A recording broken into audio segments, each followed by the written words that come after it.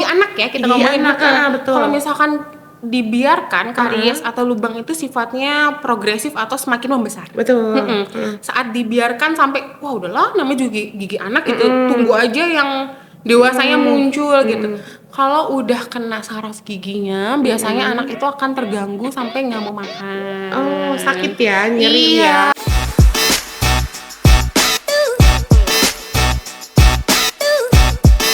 Halo Sobat Sentra, bertemu kembali di Sentra Stage bersama saya Dian Sum dan juga salah satu dokter yang luar biasa hari ini dari Sentra Medika Hospital Gempol, ada Dokter Gigi Ananda. Halo dokter. Halo Sobat Sentra. Boleh perkenalan dulu kali ya dokter? Boleh dong. Oke, kenalin Sobat Sentra, saya Dokter Gigi Ananda dari Sentra Medika Hospital Gempol. Oh wow, luar biasa ya dokter. Sehat ya dokter? Alhamdulillah, Mbak Dian sehat nggak? Alhamdulillah sehat. Oke. Dokter, terima kasih banyak nih udah datang ke Sentra Stage ya. Terima kasih juga udah diundang nih. Kita kali ini mau tanya-tanya seputaran gigi anak dokter. Boleh kan? Boleh banget. Asik banget ya topiknya ya. Karena dokter Ananda kan kayaknya kio-kio gimana gitu. Masya Allah. Kayak kecintaan anak-anak gitu gak sih? Suka. Nah, dok, sebenarnya kalau misalkan gigi anak nih kan perlu dijaga ya. Betul. Kan. Nah, itu sebenarnya cara menjaga gigi anak tuh yang paling simple tuh gimana sih dok? Oke, sebenarnya kita nggak bisa bedain anak sama dewasa. Semuanya sama ya, personally sama. Kalau misalkan gigi anak mungkin bisa dibantu atau dipantau sama orang dewasa atau orang tuanya. Cara jaga kesehatan gigi gimana? Yang paling penting apa? Sikat gigi. Betul. Cuman kadang-kadang sikat gigi itu kalau ngomongin agak kurang tepat waktu sikat giginya.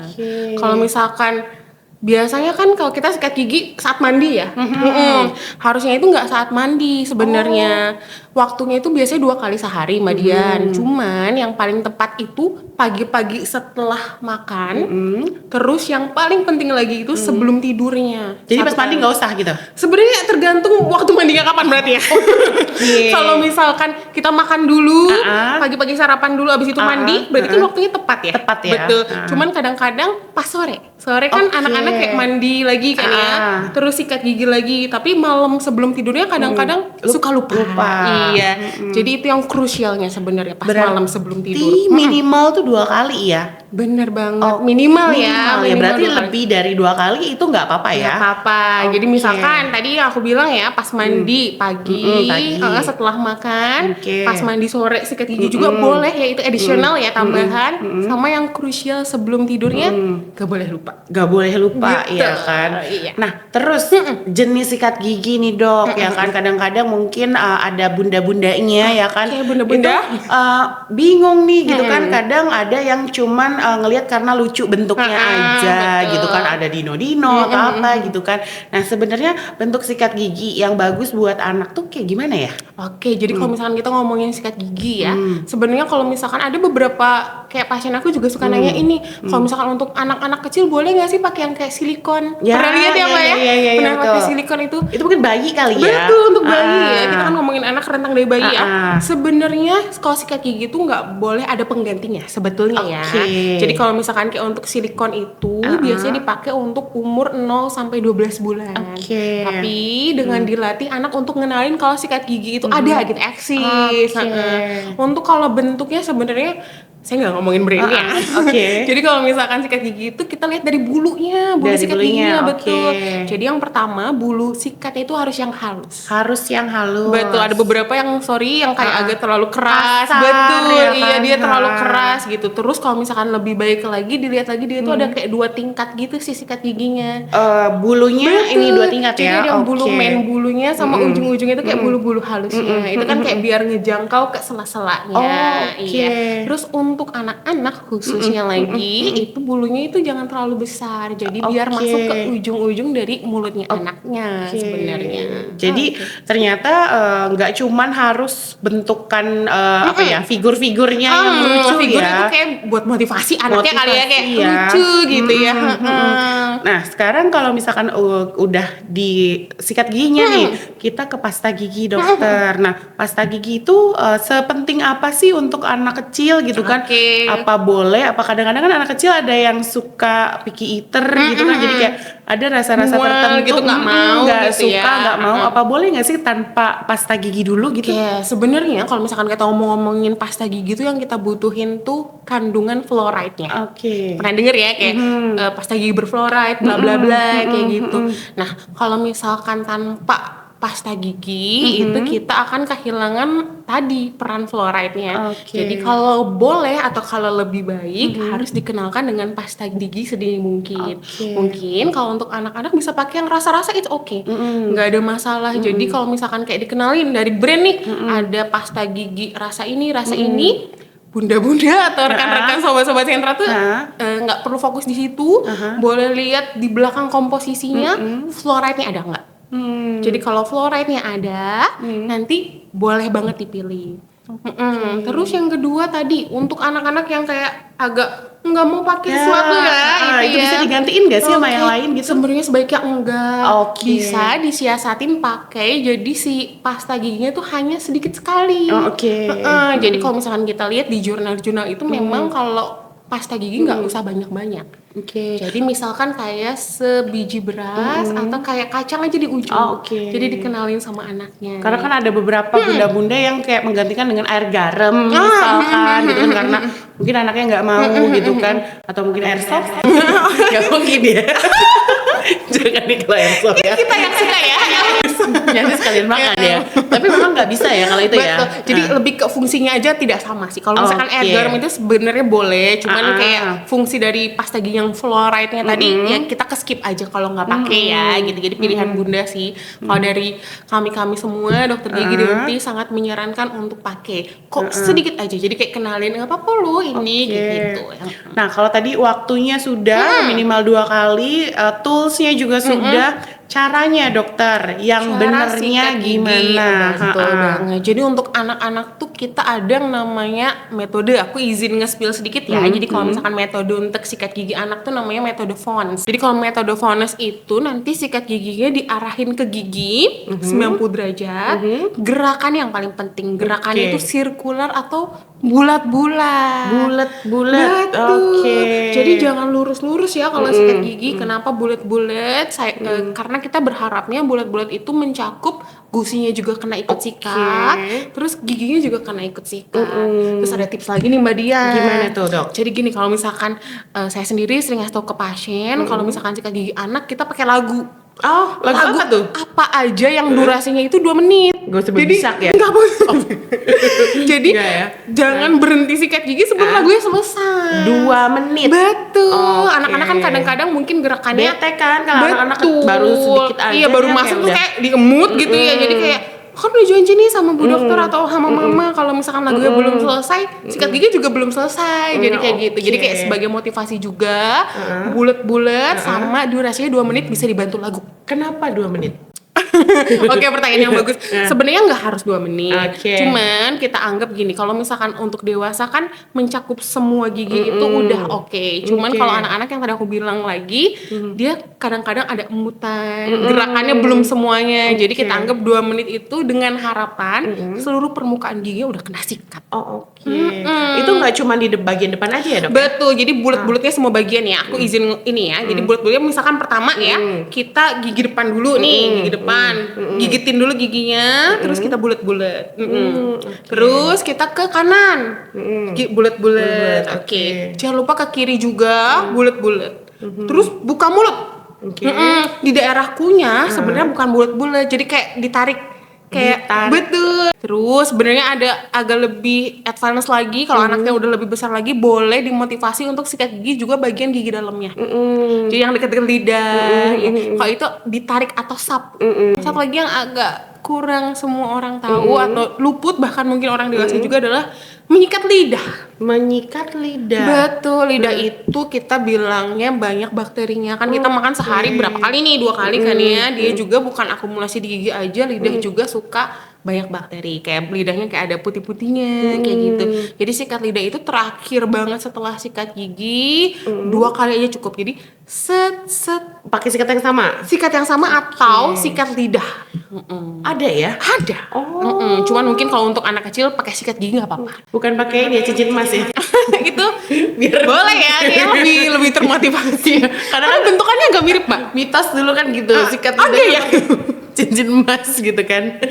Tapi bentukan sikat lidah ini buat orang tuanya juga mungkin ya, disisipin ada namanya sikat lidah itu boleh banget dipakai, sangat rekomendasiin. Kalau nggak pakai sikat lidah juga nggak apa-apa, pakai sikat gigi aja kayak digerakannya dari belakang ke bawah. Iya, mungkin Sobat Sentra juga masih bingung nih ketika kita beli sikat gigi, ada beberapa brand gitu kan ABC yang ketika di bagian belakangnya itu kepalanya tuh Buat ada apa, bergering gitu kan, itu ternyata buat menyikat lidah itu ya. Bener. Jadi bukan kayak cuma motif doang.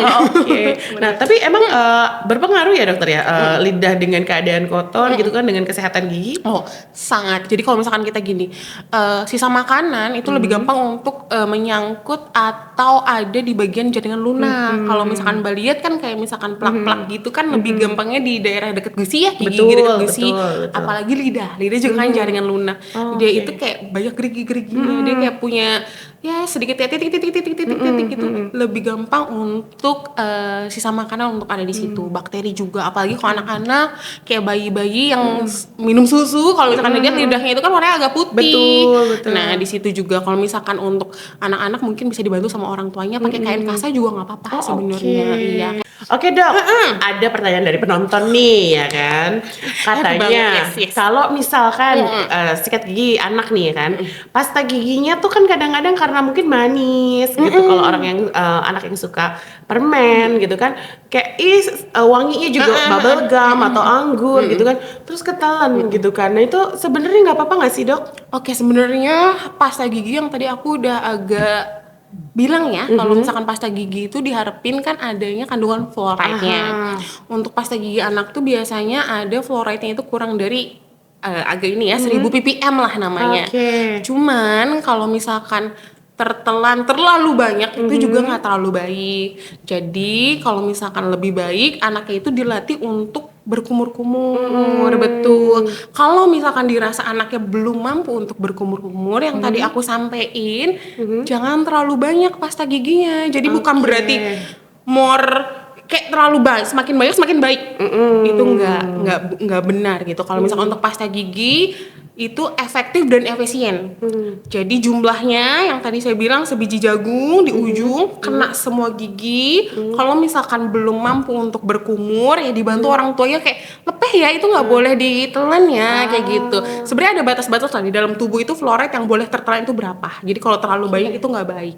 Jadi kalau misalkan anaknya belum mampu, lebih baik semakin sedikitkan fluoride-nya kayak gitu. Oke, kalau tadi kita seputaran sikat giginya. Nah, sekarang pertumbuhan gigi nih dokter gitu kan, karena pertumbuhan gigi pada anak dari 0 sampai mungkin usia anak 12 sampai 15 tahun ya. Nah, itu concernnya mungkin di awal pertumbuhan nih di umur 0 tahun sampai umur 5 tahun gitu kan. Itu kan kadang-kadang ada yang memang rapih nih tumbuh giginya gitu kan, ada juga mungkin yang kurang rapi gitu. Nah dok, itu bisa diantisipasi nggak sih? Oke. Jadi gini, sebenarnya kalau misalkan kita bagi ke dalam klasifikasi usia, gigi geligi itu ada 3. Yang pertama itu saat semua giginya itu gigi anak-anak.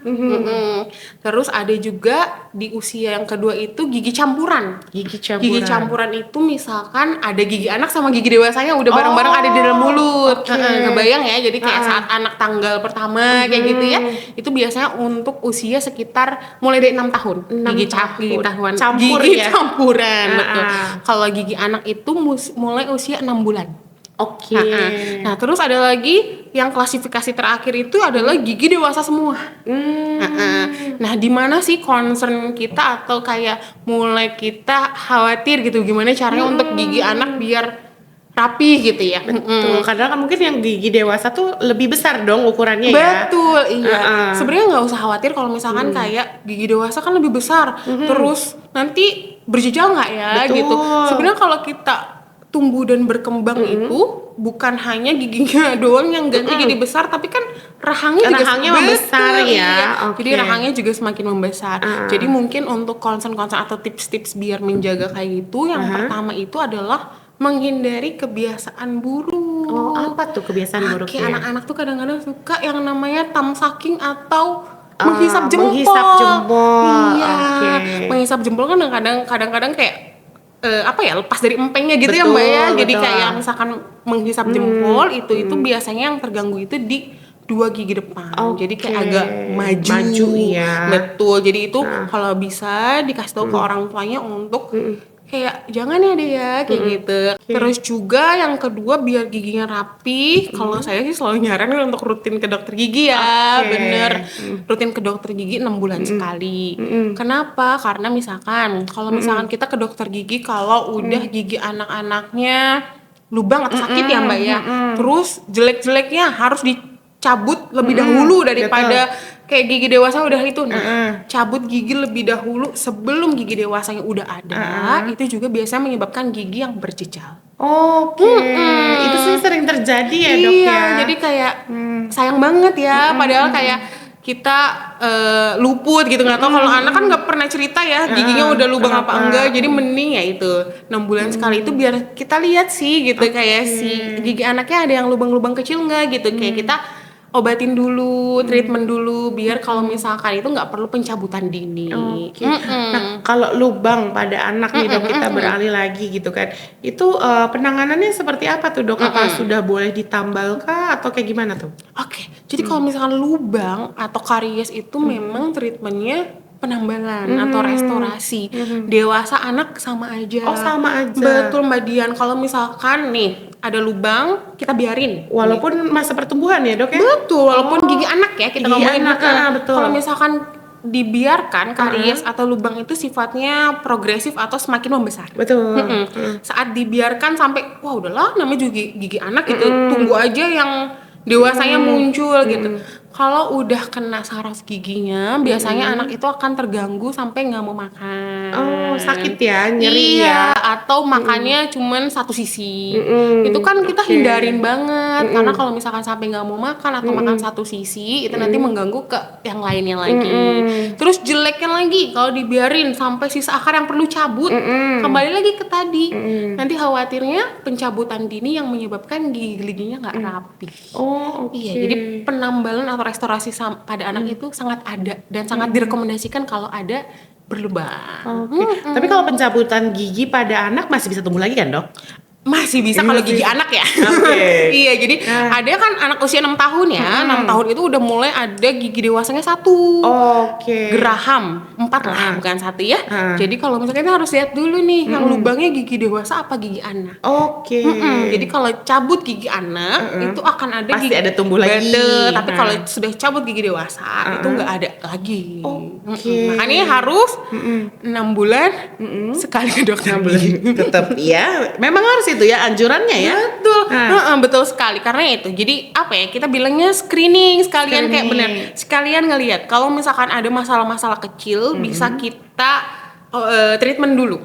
Jangan sampai misalkan anak-anak ke dokter gigi kalau lagi sakit kayak gitu kan treatmentnya juga sorry itu saya berarti treatment juga harus melibatkan ada rasa sakit. Nanti anaknya trauma ke dokter gigi. Jadi mending kayak early aja. Jadi mending kayak dilihat-lihat kenalan sama dentisnya. Nah, Sobat Sentra, ini mungkin satu pertanyaan terakhir buat Dokter Gigi Ananda. Iya. Tips dan saran dokter buat mungkin Sobat Sentra yang punya anak di rumah gitu kan tentang kesehatan gigi anaknya. Seperti apa? Oke, untuk yang terakhir nih ya, bahasan kita yang terakhir Mbak Dian, untuk tips menjaga kesehatan mulut biar lebih gampang buat bunda-bunda atau mami-mami di rumah, kita bagi 2 nih untuk hal-hal yang harus dilakukan dan hal-hal yang harus dihindari atau do's and don'ts-nya ya. Jadi untuk do's-nya itu yang pertama adalah menjaga kesehatan gigi dan mulut ya. Dengan cara apa? Menyikat gigi dengan waktu yang tepat, yaitu setelah makan pagi dan sebelum tidur, dan metode yang tepat bulat-bulat yang tadi ya. Kemudian dus tambahan juga yaitu dengan rutin periksa ke dokter gigi 6 bulan sekali.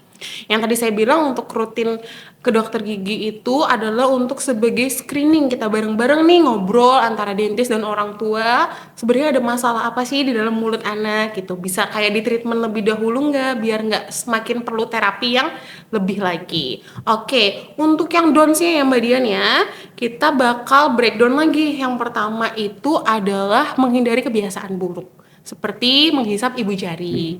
Kemudian juga downs-nya itu ya adalah menghindari intake atau makanan yang manis-manis. Juga lengket-lengket seperti permen, kemudian coklat ya. Kalau lagi tambahan nih namanya mouth breathing atau bernafas lewat mulut. Betul. Saat kita bernafas lewat mulut, itu tuh ada tekanan di mana udara itu berkumpul di rahang ya, rahang. Kalau kebiasaan itu kan kita bilangnya rutin, terus-terusan, akibatnya mengganggu pertumbuhan dan perkembangan. Karena anak-anak itu sedang tumbuh dan berkembang. Jadi sebisa mungkin untuk menghindari hal-hal yang kayak perlu kita hindari atau baiknya dihindari. Lagi adalah jangan cabut gigi sebelum waktunya yang tadi kita sempat ngobrolin. Saat cabut gigi sebelum waktunya itu kita akan ada yang namanya early extraction, akibatnya giginya itu kurang rapih atau juga tumbuhnya nggak pada tempatnya. Udah sih kayaknya itu aja. Oke Sobat Sentra, jangan lupa patah hati gak sakit gigi. Jadi jaga terus kesehatan gigi kalian ya. Oke, bye-bye. Dian Sum pamit dan juga Dokter Gigi Ananda pamit. bye.